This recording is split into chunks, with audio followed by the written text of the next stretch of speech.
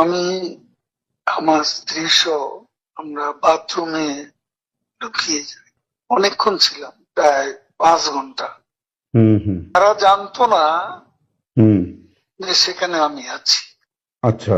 আমি খুবই ভাগ্যবান, সেদিন আমার বেঁচে থাকার কথা ছিল, মৃত্যু থেকে অনেক কাছে ছিলাম। আমি আমারই সংসদ এলাকায়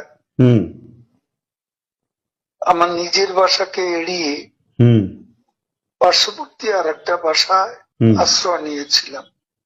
বেশ। তখন চারদিক থেকে মিছিল আসছিল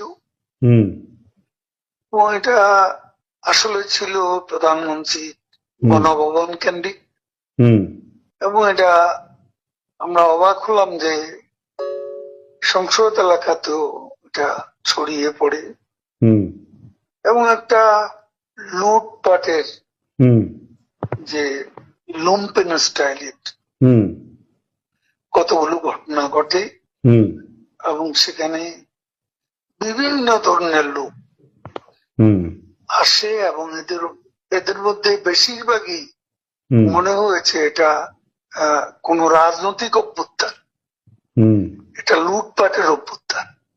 না, একটা কথা জিজ্ঞাসা করি, সে তো আমরা তখন সেটা দেখলাম এবং মাননীয় প্রধানমন্ত্রীকেও যে বাসাতে ছিলাম তারা সে বাসাতেও হামলা করে। আচ্ছা। তারা জানতো না যে সেখানে আমি আছি। আচ্ছা।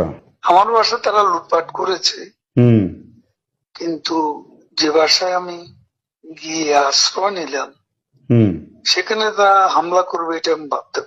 কিন্তু সেখানেও দেখলাম যে অনেক লোকজন ঢুকে পড়ে এবং তারা ভাঙচুর লুটপাট করতে থাকে।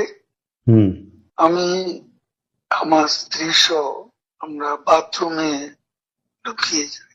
অনেকক্ষণ ছিলাম, প্রায় 5 ঘন্টা। তারপর একটা পর্যায়ে এরা তো ওই বাথরুমের ভিতর সেখানেও কমোড, বেসিন এগুলো তো লুটপাট করেছে সব জায়গায়। সেগুলোর লোভে প্রথমত তাদেরকে আমার ওয়াইফ সেই বাথরুমের মুখে দাঁড়িয়ে বারবার বলছিল যে আমি অসুস্থ, এ কথা বলে তাদের ফিরিয়ে দিচ্ছে। তো একটা পর্যায়ে তারা এই বাথরুমে যেগুলো আছে সেগুলো লুট করার জন্য জোরপূর্বক প্রবাসের হুমকি দেয়। তো সে সময় আমার ওয়াইফ জিজ্ঞেস করে যে কি করবো, খুলে দাও যা হবে। তারপরে 7-8 জন ছেলে ঢুকলো, তার খুবই আক্রমণাত্মক দৃষ্টিভঙ্গি মনোভঙ্গি নিয়ে। তখন হঠাৎ তারা আমার দিকে তাকায়, আমার দিকে তাকিয়ে আপনি নেত্রী চলে গেল, আপনি জাননি কেন? আমি কিছু বলছিলাম। তারপরে এই ছেলেদের মধ্যে কি ভাবের উদয় হয়েছে জানি না, তারা আমাকে বলে আপনার ছবি তুলবো। তারপর আমার ছবি তুলতে শুরু করলো, সেলফি নিচ্ছিল, ছবি তুলছিল। এরা ছাত্ররা অনেকে আমাকে চেনত।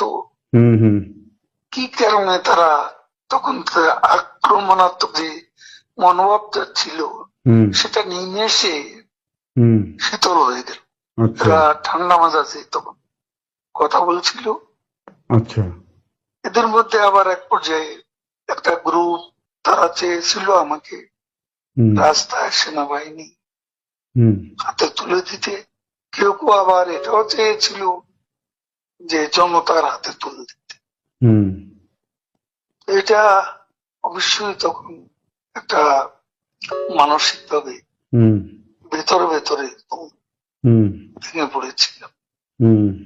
এরপর এরা এদের একটা শার্ট, এদের ওই ব্যাজ, লাল পতাকা শোভিত ব্যাজ লাগিয়ে আবার কালো একটা মুখে একটা মাস্ক দিয়ে আমাকে হাঁটতে হাঁটতে হুম সংসদ এলাকা থেকে হুম বড় রাস্তা, গণভবন অভিমুখী হুম রাস্তা ওখানে নিয়ে যায়।